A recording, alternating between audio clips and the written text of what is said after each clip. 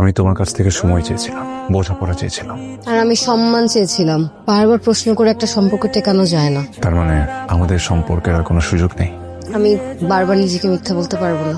যে সম্পর্কে বিশ্বাস নেই, সেই সম্পর্কটা না আমাকে ভেঙে দিচ্ছে।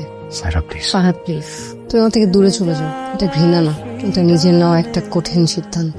ফাহাদ, আমি চাই তুমি ভালো থাকো, কিন্তু আমার থেকে দূরে। কিছু মানুষকে ভালোবাসা যায়, কিন্তু একসাথে থাকা যায় না। আশিসা,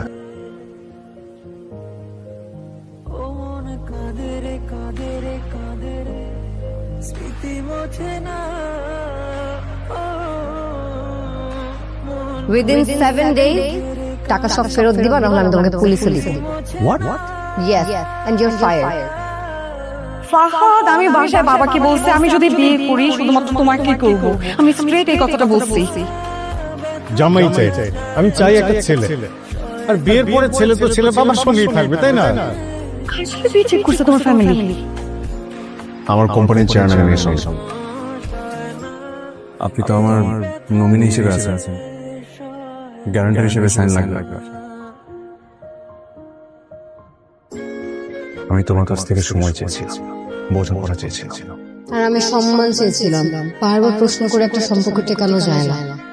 তার মানে আমাদের সম্পর্কের আর কোনো সুযোগ নেই? আমি বারবার নিজেকে মিথ্যা বলতে পারবো না।